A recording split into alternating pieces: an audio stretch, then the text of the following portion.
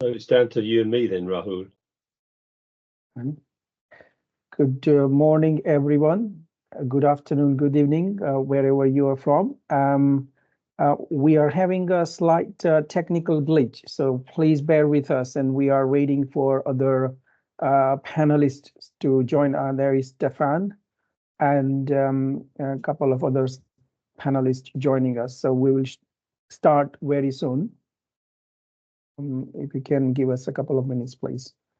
Feel free to grab coffee or a cup or whatever you like in that time.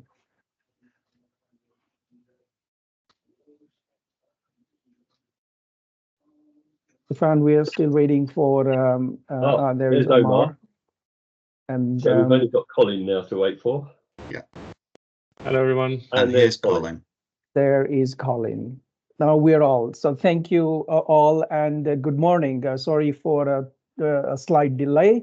Welcome to this webinar, Fostering a Positive Quality Culture. And today we have a really diverse panelists with us. And without a further ado, I would like to kick off with a little bit of introductions and straight dive into the heart of the debate and discussion today, if that's okay with you. So if we start with introductions first, who you are, and most importantly, panelists, what brings you to this panel and discussion today? That's okay. Could I start with Stefan first? If that's okay. Yeah, of course. Thanks, Rahul. And welcome everybody. Good to see you all on the call. So my role within the CQI, I am the chair of the Construction Special Interest Group, and I'm also the technical director of an organisation in the UK called Morgan Sindall Construction. So the reason why I'm here is because we set out a purpose within the CONSIG during last year, where we wanted to ensure that society has got the confidence that the construction sector delivers on quality. And we want to engage with the industry, facilitate collaboration, promote best practice, and provide some leadership around how we can go about ensuring that society has got confidence that construction sector delivers quality. And I believe absolutely passionately that a positive quality culture it is going to help us and ensure that we can provide that confidence. So that's why I'm here today to talk about how the sector can improve upon its culture in regard of quality and share with you some of our thoughts. Thanks, Stefan. Really love that point. And attendees, we're going to hear this phrase, positive quality culture, throughout the webinar. So thanks, Stefan. And for that, if I could move to Omar. Thank you, Rahul. Well, my name is Omar José Moreno. I am I am the lead of the working group for the quality culture and governance in the CONSIG by the CQI, chaired by Stefan. I also work as the Senior Quality and Assurance Manager for Ferrovial Construction, who we are a company as a principal contractor, principal designer in mostly infrastructure projects, operating here in UK and Ireland and internationally. I've been working with Ferrovial now for 14 years in a diverse number of projects in other countries as well, Spain, Morocco, now UK. And I've started as an intern, site engineer, going to a construction manager, and started my journey as a in quality professional journey when I started working here in UK, and I love it. And I'm very passionate about culture and the quality culture, and the quality about doing the right thing and delivering to the customer what they have requested, and collaborative working to achieve the same goal with all the project stakeholders, supply chain, etc. So yeah, that's me. I am You can tell by my accent. I am from Spain, but also I am half Moroccan as well. So I've lived in Morocco for many years. I grew up there. Yeah, trying to be everywhere. And nice having me. It's an honor to be with such a professional panel here. So thank you for having me. Thank you. Thanks, Omar, and really, really looking forward to unpacking that diverse experience of yours, Spain, Morocco, UK, and, other countries that you mentioned. Thank you for being on the panel. If I could move now next on to Colin, please. Hi, thanks, Rahul. I'm Colin Campbell of Scottish Futures Trust, SFT. I'm a chartered civil engineer with about 45 years of experience in the construction industry. I moved into project management about 35 years ago. SFT is a company which is owned by Scottish Government, and it was set up to support the delivery of social infrastructure in Scotland. And my particular area of business within SFT, I'm dedicated to improving project delivery, and I work full-time in the area of construction quality.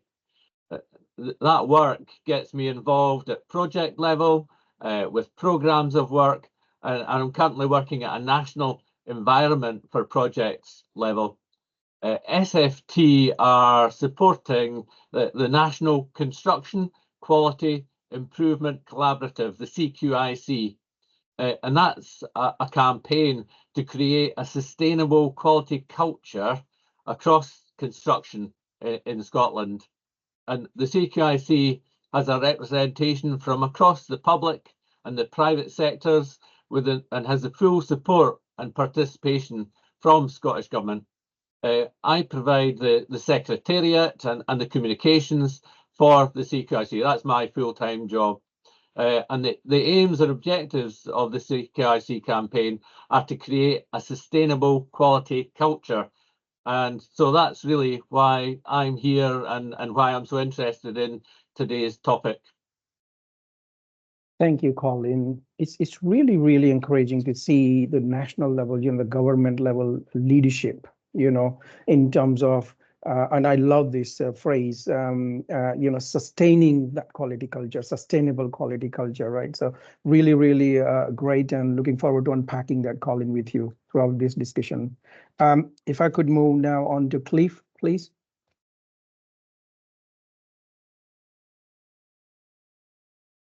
Get the mic on. Good morning, I'm Cliff Smith. I'm the Executive Director of the Get It Right initiative, GIRI. I've been in the industry for quite a while as well. I started my career on the Torness Nuclear Power Station as a quality assurance engineer. And 38 years later, I left Sir Robert McAlpine in 2017. I'm a chartered civil engineer, and I've been involved with GIRI one way or another since its origins back in 2015. GIRI was founded by an ICE group who questioned the level of waste caused by error in the construction industry, and its impact on productivity in particular. And in 2015, this group arranged for a research project to be undertaken, funded by the industry, looking into the root causes of error and how much we waste as an industry. And the report found error was costing us 21% of turnover, give or take. And that's a lot, considering profitability is down in the 3s and 4%. It also identified the top 10 root causes, one of which was culture. And in 2016, we published our strategy for change.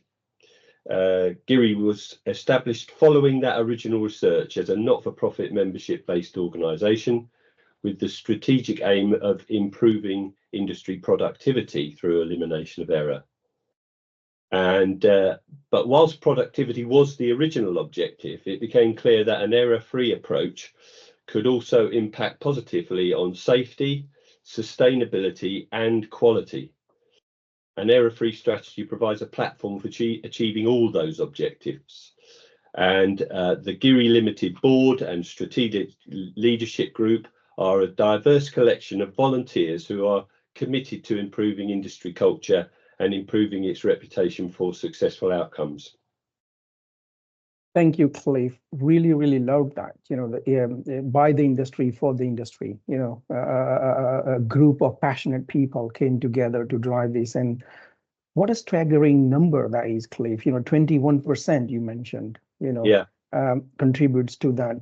Yeah. Sorry. Did you want to? It's that which was the big issue which came before us back in 2015. I think it's important.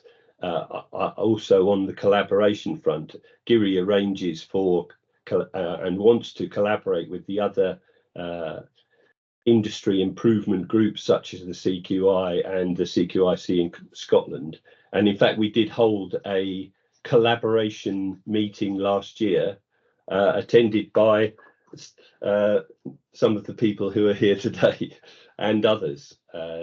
So I think it's important that we do work together to improve the industry as a whole.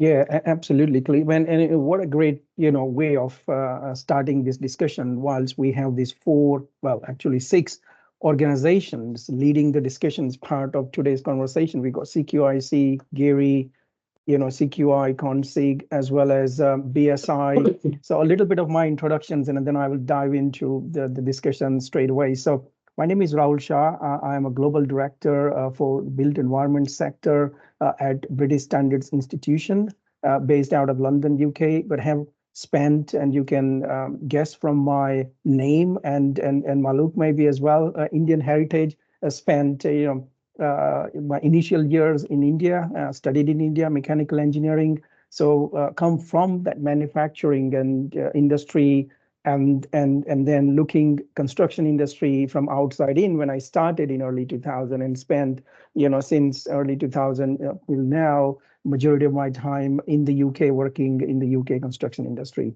So really looking forward to unpacking some of these key points that our expert panelist mentioned. Sustainable quality culture, positive quality culture, and you all mentioned one common sort of that theme and passion, which is about improving culture, positive culture in the industry. So my first question to the panelists, and if I could come to Stefan first to begin with, why is culture so important in this context? Sorry, you're on mute. You're on mute. Thanks, Rahul. We've not heard that many times, have we, over these last few years? Apologies. Yeah, thanks for the question, Rahul. I think it's fair to say that construction today, particularly in the UK, is under more regulatory scrutiny than ever. We've got the introduction of the Building Safety Act and all of its secondary legislation, and we've all seen the impact that adverse events have had on the construction industry. So as a result, the industry really is calling for an improvement in building safety and quality management as a whole. And to achieve this, I really do believe that first we need to ensure that we've got a positive quality culture across the industry. So what do I mean by that? I would like to see that everybody who works within the industry, and I mean everybody, has a responsibility for quality. I'd like to see there's a philosophy of getting things right first time, and that importantly, the behaviours to get those aspects right extend right across the industry, including our clients, our designers, our contractors, and the end users of the assets that we're actually constructing. And I ask myself, why do we look to seek a quality culture? And I think I've got to ask about and think about what the benefits a quality culture may bring. And I can look at organisations that I feel have got a positive quality culture. What they've got, I feel that they've got a greater reputation, they've got better customer satisfaction and retention. They have proud employees, leading to less turnover and greater motivation. And those businesses also have got the ability to plan for the future rather than looking back at legacy issues where they're having to put error right. ultimately they're going to improve the bottom line. They're going to protect the environment and they'll reduce waste, keeping people safe. We heard from Cliff that 21% of the sector is spent on putting error right. That's massive. That is a huge number. Particularly as Cliff mentioned, the margins that organisations in the sector are achieving. So how do we get these companies who've got the positive culture? How do they go about doing that? Well, I feel, and I can look at my own organisation and I can look at the Consig, we're always striving for improvement. We're enabling individuals to challenge existing processes, but we're going to ensure that those processes are consistently adhered to each day. And following those processes, I think that we will ensure that building safety is achieved. And a culture like this, it's not going to happen overnight. It's going to take commitment from the leadership, middle management, everyone in the industry. It's going to require a diverse workforce, good gender mix, people from different backgrounds, and importantly, even in just the way that people think. It can't be created without people. And whilst delivering quality products following good processes necessary, and in today's world, technology is gaining more and more importance. For me, people's always going to come first. Therefore, positive culture is vital for us to be successful. I think, Rahul, company values, vision, purpose is going to be paramount to achieve this positive culture. And thinking about the future and our leadership's got a desire for the industry to behave, to achieve this culture is important. I believe it's not just simply about mottos. We've all seen mottos in the past, zero defects and things like that. It's about ensuring quality flows through every stage of the construction activities, whether it's design, procurement, construction, operations and/or maintenance. And upper management, they're going to play a key part in building this culture. They need to send a message to employees that quality is key to the success of the company. I'd like a snippet of that 21%, please, for our organisation and the industry as a whole. So discussing quality at every meeting, like the industry does in respect of building safely, can only help reinforce the message. We deliver fantastic projects every year, and I sometimes think we forget about the great people and organisations who work within the industry. Many are working tirelessly to deliver these buildings and assets. For me, it's a great industry, and I firmly believe that delivering quality and having a positive culture can only help improve the reputation of the industry, improve its profitability, and keep us all safe. That's really great to hear, Stefan. And great thoughts around safety, environment, but also bottom line. And I'd like to come to you, Cliff, because I know in your introduction, and Stefan also mentioned in your introduction that I'm still, I can't get over that 21%. In such a high risk, low margin industry that we operate in, Cliff, right? And 21% of the resources we spend on putting errors right. I mean, it's just a staggering number. And so, and you also mentioned in your introduction that culture is one of the reasons, root cause analysis, that when you did that, right? So I'm interested in your perspective on this as well. The why is culture, getting culture right and positive quality culture is so important. Well, I had a few notes here, but Stefan's used them all up now, so I'll be working off the cuff. On the 21%, there's 5% is the direct cost of error. That's the sort of things you see on site with your NCRs and your tablets and records and what have you.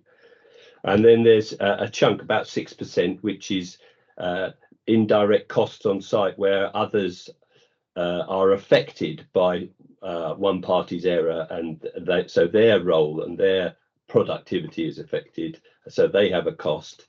And then you have these unrecorded process waste, I think we call it, about 7%, which is where things go wrong and they're put right, but no records are ever made. It's just part of the day job, but it's affecting your productivity. And then you have latent defects, which unfortunately are a bane of the construction industry, where after assets are handed over, we have to go back and put things right. And that's the cumulative effect of that is the 21%. And it may be slightly more on very complex, large projects, and it might be lower on smaller, lesser complex projects, but it's an order of magnitude higher than profitability. So it's really important. And but I think we have to ask ourselves just quickly, what is culture? I mean, the words bandied about culture this and culture that, but I mean, I went back to the dictionary. Simply put, it's the ideas, customs and behavior of a particular society or group of people. So we're talking about a group of people, and in this case, the construction industry. And then we have to think, well, how are we going to change it? We've got to affect those behaviors and customs of the people who are involved. So, and that is where this collaboration we're talking about today, fostering and maintaining a quality culture in a business, it's a collective effort, as Stefan said, and it involves stakeholders within the organisation and on the outside. But I think ultimately the responsibility often falls on leadership, and this includes the executives and the managers and the supervisors. And the key players are the leadership team, that top level group who set the tone, establish the policies, allocate the resources, and communicate throughout their business the importance of quality. And then you've got the quality management team, and these are the dedicated quality professionals, or the quality management team, and they play a crucial role in implementing and monitoring the quality standards that have been set, and they develop processes and carry out audits and ensure compliance with quality objectives. And then you've got the managers and supervisors, that sort of middle management, and they play a critical role in translating the organisation's goals into day-to-day operations, and they're responsible for implementing quality and ensuring that the employees are trained and aligned with the quality. And then we've got the employees themselves. Every individual in the organisation contributes to the quality culture, and they need to be empowered to do so, and to take ownership of quality at whatever level they're involved in. And I think sometimes not taken into account as much as perhaps we should is the customers and suppliers, the external stakeholders, and they can influence the quality culture because they feed back and provide insights into what's good and what's bad and how well we're collaborating. So when you look at it, it's the whole of the industry needs to get into gear. GIRI provides for this with some training courses, which we worked up with CITB funding, and they're focused specifically on behaviours and culture. We have a leadership course, a management course, and a supervisor's course, all focused on that. And I suppose in summary, leadership sets the overall direction, and everyone has a role to play, and it requires shared commitment. No, so I think Cliff. that picked up on that. Thank you, Cliff. And I really loved that whole sort of value chain approach in terms of, because culture, as Stefan and you both mentioned, it's a behavioral issue, right? And it's people thing. It's not technology thing. And there has to be sort of engagement and collaboration, and it's a collective thing, right from the top leadership all the way through to all employees you mentioned, right? And everybody in between. It's really, really great. Colin, if I can come to you, you mentioned also as part of your introduction that, the initiative that you are taking at SFT, as part of CQIC, sustainable quality culture, right? And, just continuing, from and building up, from Clip's comments around who is responsible, and we have the leadership setting the tone and direction, and then the quality managers and the supervisors and all the staff. Also, is there a role of, the trade working on site? I have a question in my mind, like, the people who are actually doing the doing, right? With hammer and nail in their hands and putting things on site, right? Welcome your view on that, Colin, if you want to build upon that. Yeah, I think that all too often in my job at SFT, I've looked at quality plans that have been produced for the delivery of projects, and they're all about how we're going to snag the works and how we're going to fix the snags. And really, they're not telling me how they're going to get the work right in the first place. And I think that, the word leadership has been bandied about lots this morning, but it is absolutely critical, because the people who are in leadership positions, either with the client or the contractor or the consultants, they should be saying, we want to set out to get this right in the first place. We need a culture that's positive. Yes, there will be snags, and we will need an approach to correcting these, but everyone should be striving to get the work right in the first place. So, and I think that the sort of critical aspects of that culture, coming back to culture, at the heart of the CQIC campaign is to create that culture, as you say, sustainable quality culture. And we have a charter, and everyone has charters these days, but what we want is people to look at that charter and say, we will do the things that are in that because we want to get it right. We want to avoid the cost of error, and we want buildings that are safe and will behave in the way that we want them to. So we need leadership, we need trust embedded into the industry, that when you're raising your hand and saying, I can't do this job because I've not got the right information, or I've not got the right tools, or we can't proceed, then you're not going to be held life made more difficult for you as a result of that. And we need ambition for the sector to be willing to change, and we need people to be open and have honesty and integrity, and only that way will we deliver the quality culture. Right. I really love that point, Colin, what you just made. It's a really very subtle but a fundamental mindset shift, isn't it?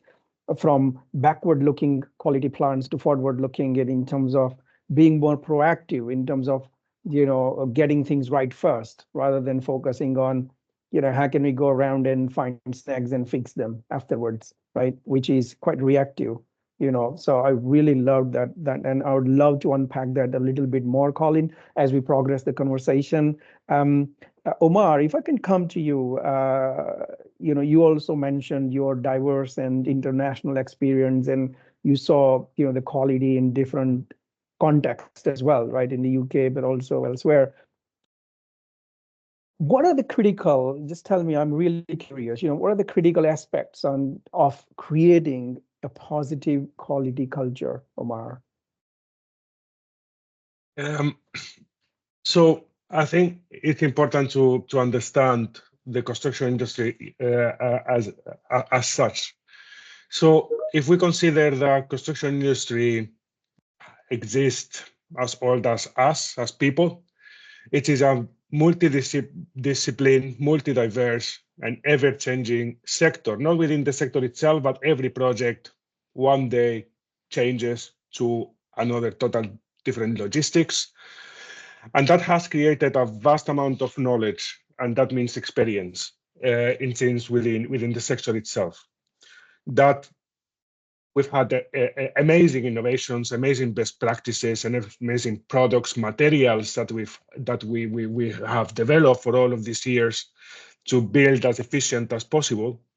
However, with all of these experiences comes also bad experiences, and that has negatively impacted to people, operatives, companies, or even subsectors within the construction. And I think all of this results on some incorrect cultures, incorrect behaviors within the industry, and unfortunately sometimes leading to having a not very good reputation in certain aspects. It is also worth stressing and remembering that in the construction sector also we work with very small margins in terms of our supply chain, or even the contractors or clients, in order to develop sometimes very complex projects with tight programs in some cases, and even now the requirements are increasing massively, and all of that needs to be considered in terms of quality. So to answer your question about what are the aspects, so I think the most important is, first, is for people to feel safe, to raise errors, to feel safe improvement. That's something that Stefan has touched a little on his first question.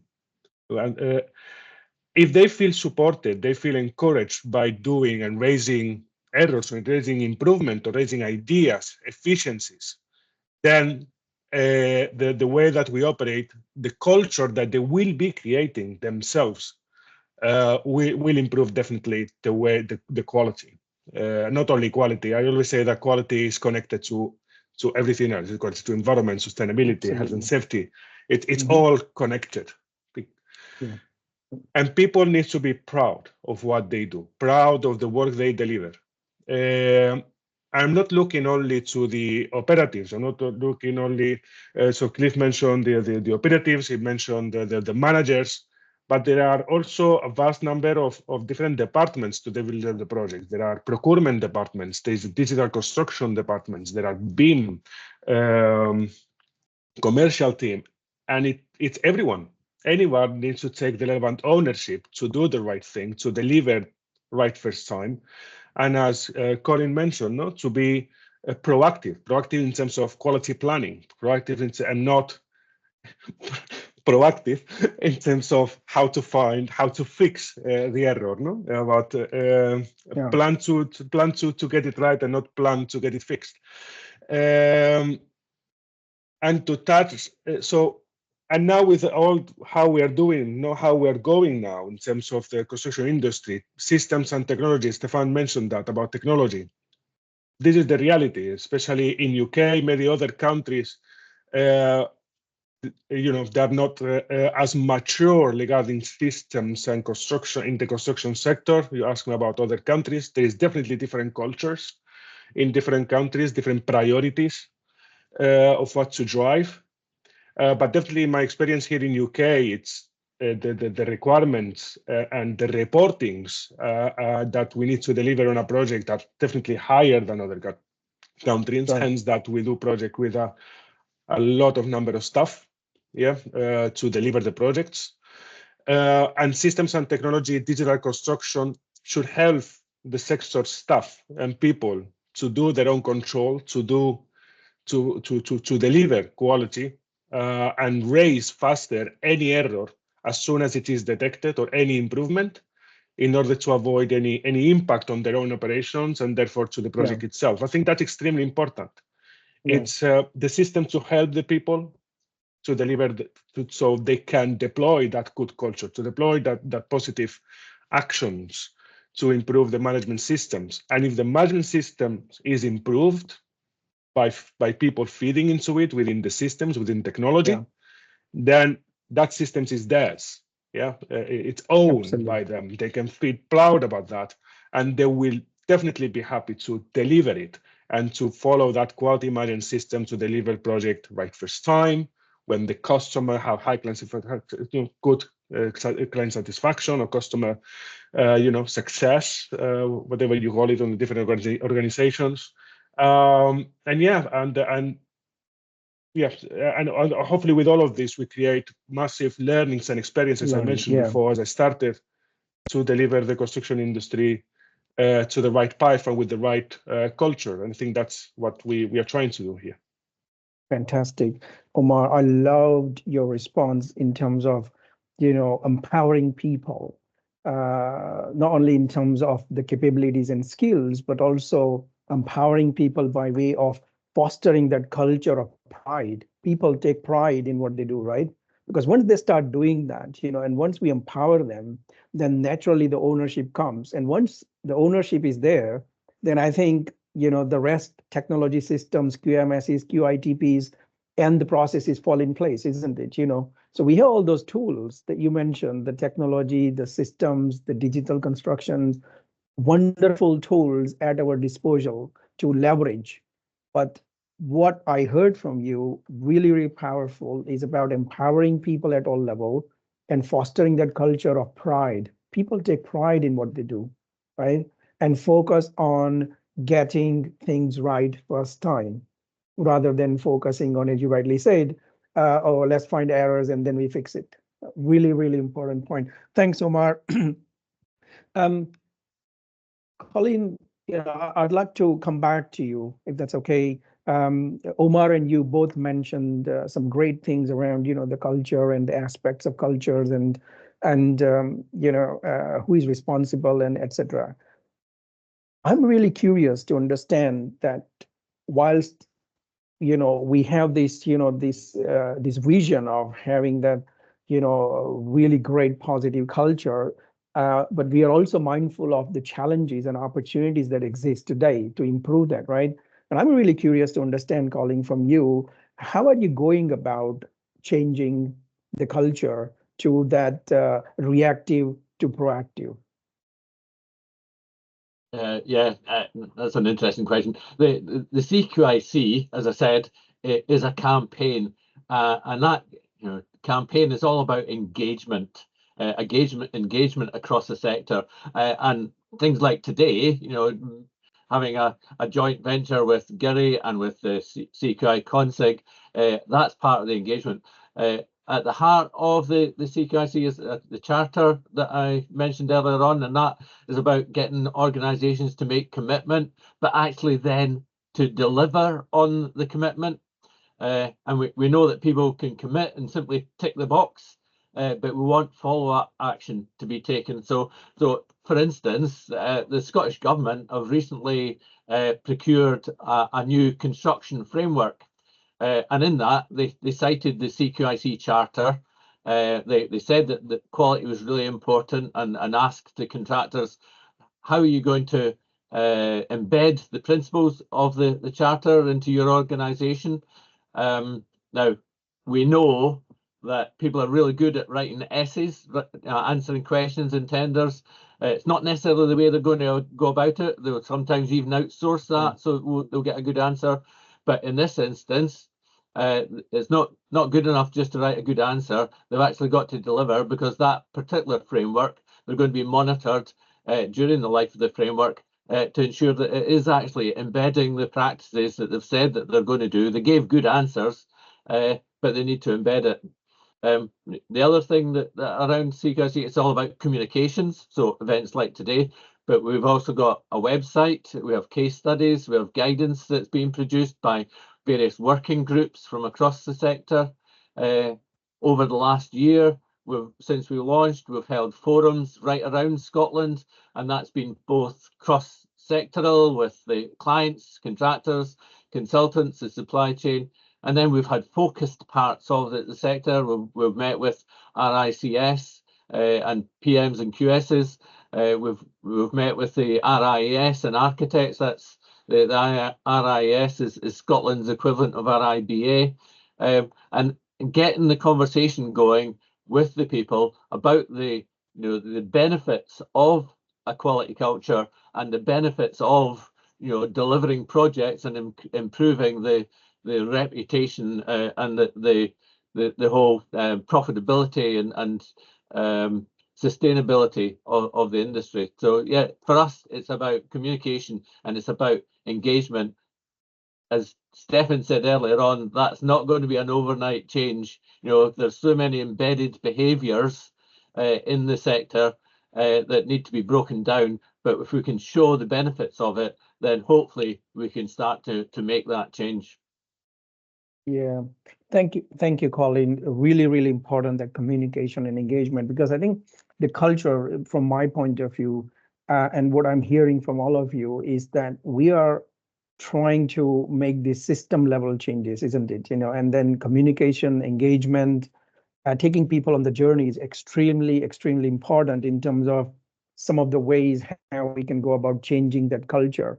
And by the way, shout out to all of you active in chat, function, Mary, Michael, and Ben, and the rest. Please do keep coming, send your comments and questions. Really, really great questions. Also, panelists, also, I encourage you to have a look and feel free to respond via chat. Also, weave in your responses. Because it's great to have that interactivity with the audience now, that we are seeing some really, really great questions, right from how can we weave this positive quality culture right from the early stages of career, through academia and education, all the way through to a great comment from Michael. A culture takes time to develop, right? And most of the time, the nature of our industry is project-based, isn't it? We have a number of projects, we're working on project-based, whereas we are trying to make a systematic change in terms of shifting from reactive to proactive culture in terms of getting things right first, right? So bear that in mind also as we move through this. Oh yeah, Cliff, please. You're on mute, Cliff. That's what I was going to say. I was just going to say I was on mute. I was just picking on that point about young people coming into the industry, which is absolutely crucial. And a couple of years ago, I did a presentation at the Association of Civil Engineering Departments, which is basically the academics who are delivering courses and the like in civil engineering departments across the UK. And it is noticeable that there is a drive amongst academia to try and bring a wider context to the delivery of civil engineering courses. And I think that'll go on to other types of construction course, because they simply don't deal with some of the issues that are faced by young people coming into the industry at the moment. I mean, even I can remember that far back, but you get dumped into something and all your training's been about WL squared upon 8 and what the loading is on the beams that are being designed, but you get very little help at that stage about the culture of an industry you're going into. So I really do believe that there is a need for us to get at academia and change the culture in academia, that it's a good idea to tell young people about what they're going to face. And that openness we talked about earlier, communication, creating an environment so people can question. I think our young people are ready for that, and we should make sure that they get the opportunity. So good question. Yeah. And yes, we should be definitely on it. And here we are, let me say. Yeah. And look, I think we all, as part of our CSR initiatives, to a certain extent, in some form or other, all individual organizations get involved with CSR initiatives and local communities and, local young talent, right? But you made a really, really good point, Cliff, there, that we should empower young talent right from the academia, the education days, in terms of not only, the reality of the industry and what they are going to get into, but also, what good look like. And they have a role to play in terms of making the systematic change, right, when they enter into the industry.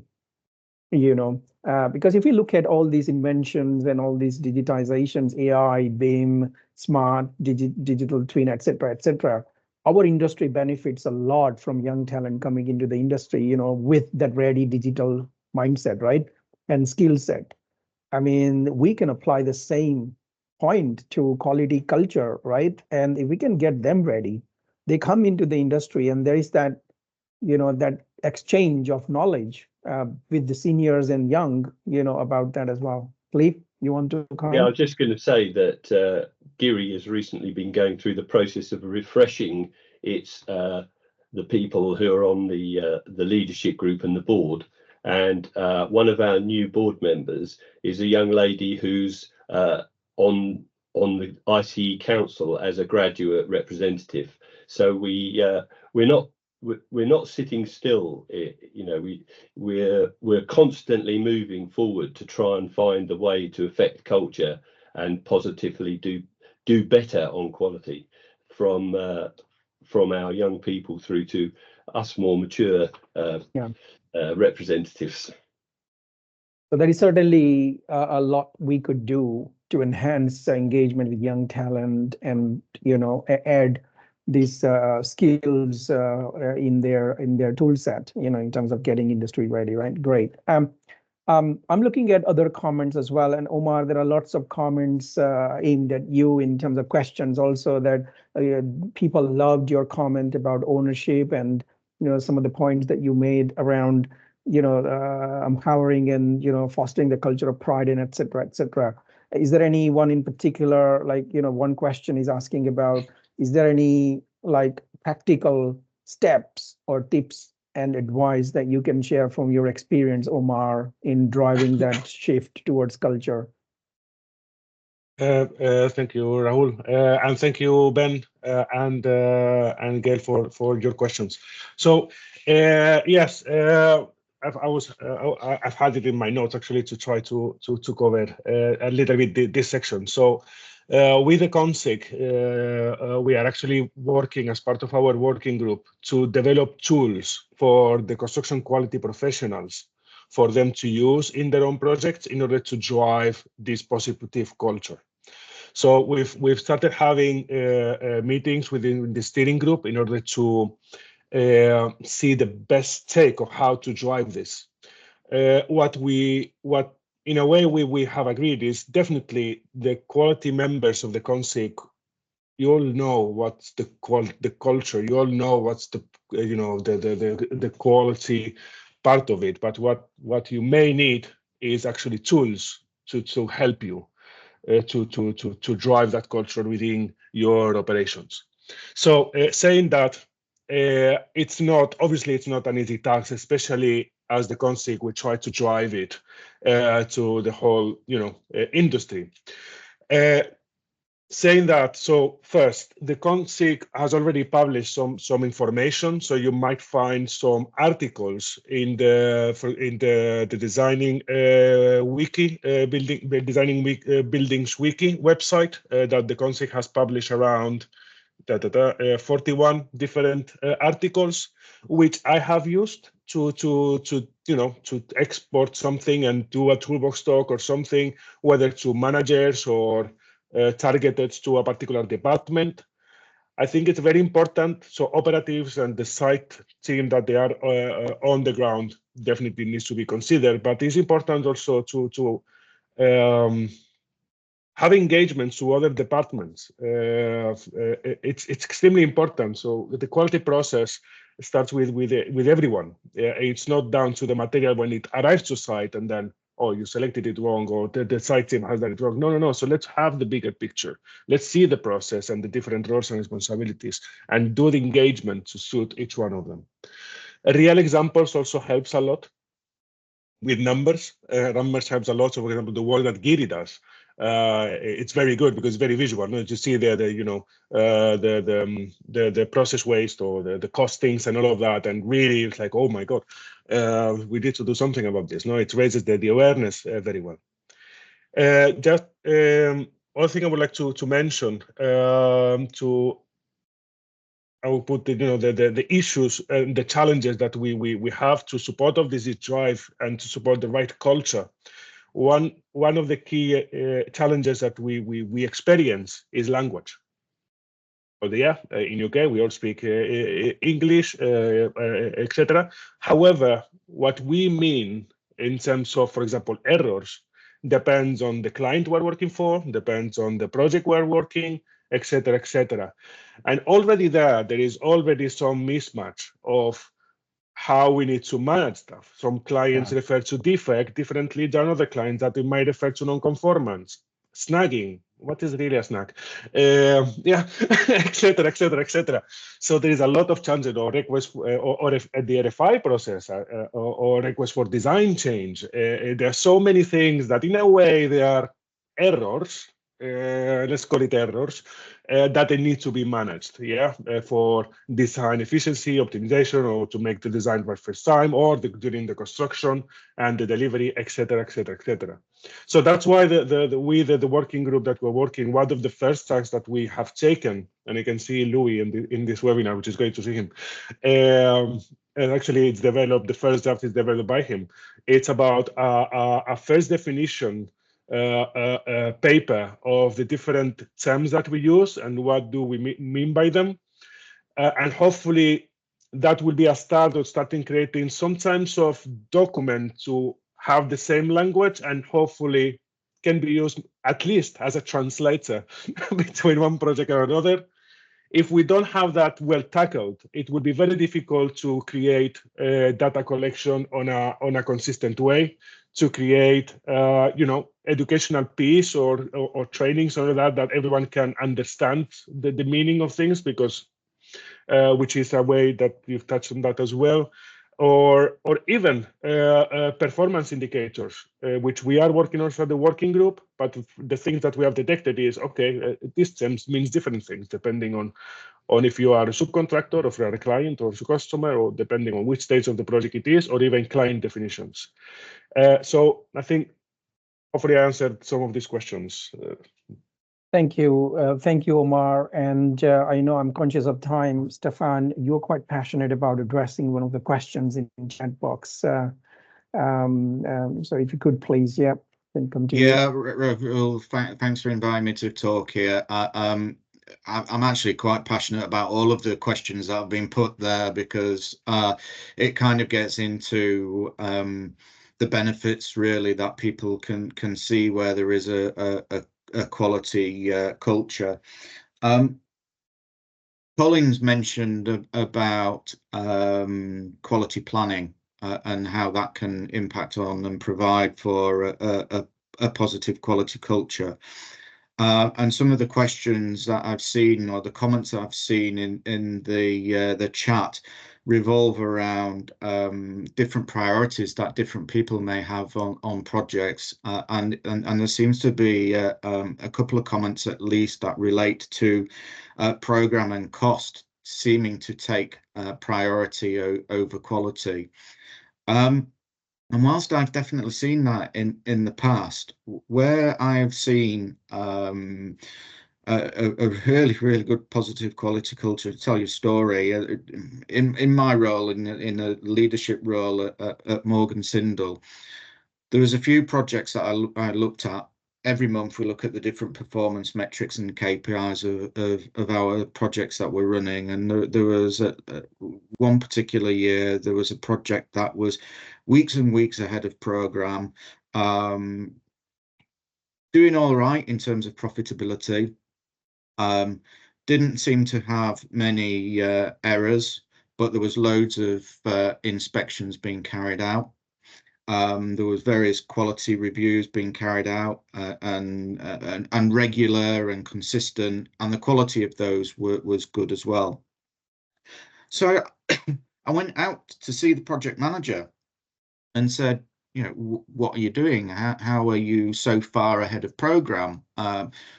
What are we doing? I walked the job with the project manager. I could see that sense of pride that everybody on that project had. And I like to say this wasn't unique to this one project within my organization, but it was exceptional in terms of program performance. And I said to the PM, I said, so what are you doing? And he said, I'm giving myself time to think.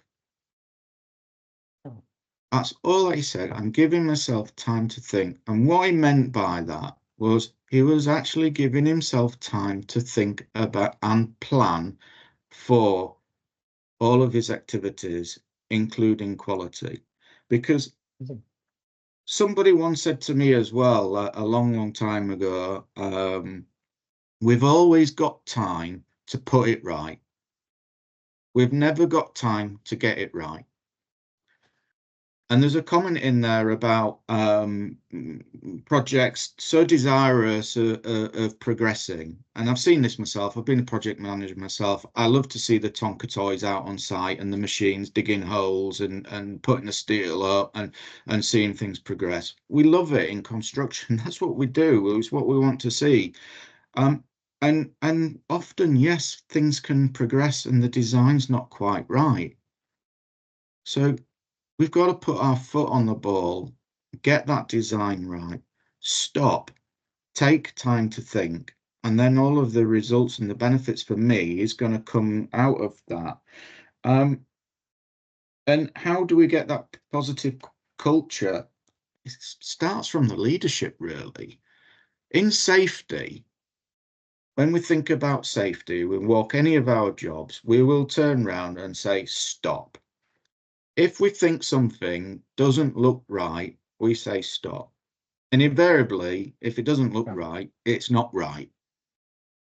Quality is a little bit more different than that, because we can hear the arguments, oh, it's work in progress, I've not quite finished. So it's a little bit more challenge in terms of if we got the quality right.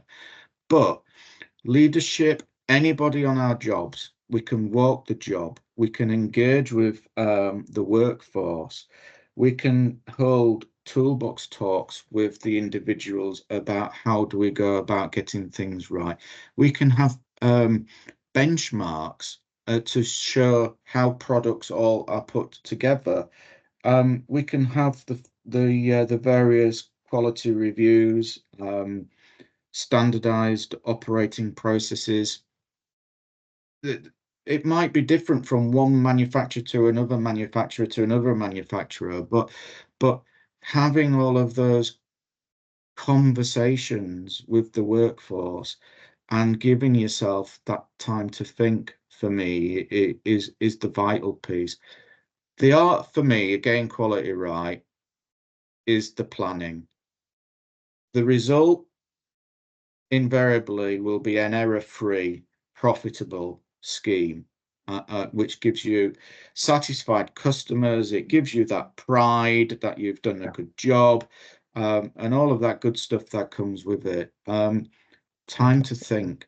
So our programs, our planners who are putting the schedules together, we need to ensure that we've got the appropriate time frame to deliver the good jobs that we all are desirous to do. And rest assured, my belief is if we get it right, we're only doing it once. So we're saving time. We're going to be ahead of program, because we've all got risk in our programs. Stuff does go wrong, but if we plan for it, if we think about quality risks, then we can do better, my opinion. Absolutely, Stefan. What a great way of ending. And we are almost at the top of the hour of this webinar, but fantastic. Some great, thoughts there in terms of, take time and get it right first time, right? And you can save money, time, safety, sustainability, so many things. I wish we had more time and we can continue, but I'm afraid we reached at the top of the hours. I want to thank the audience for being so interactive and some rich questions, comments.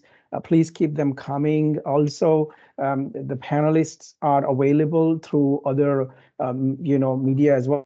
Today we see as a beginning of that conversation in the industry. So please feel free to reach out to each of us, through various mechanisms, whether it's LinkedIn, emails, and etc. Of course, we will also send you contact details if you want to reach out and continue conversation with us. Please do so and continue driving the positive quality culture in the industry.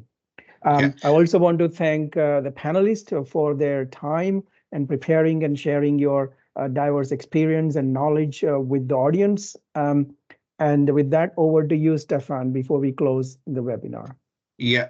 Thanks, Rahul. I'd just like to add a final comment and thank everybody for attending and listening to us. if any of the guests who've attended would like to get involved in the CONSIG, then please reach out. There's a number of working groups that we've got, whether it be culture, thought leadership, future siting of the sector and/or environmental protection. We're always looking for new people to join the gang, really, because what we're driving. We are trying to get to a place where society has got the confidence in the construction sector to deliver on quality. I'm sure everybody's really passionate about the sector and delivering quality. So if you want to be involved, please reach out. I'll put my contact details in the chat, and I'd welcome that involvement. And Rahul, thank you to you for chairing, and Cliff, Colin, Omar, thank you for sharing your thoughts. Thank you. Thanks all. Thank you. Thank you. Thank you, everyone. Thank you. Thank you.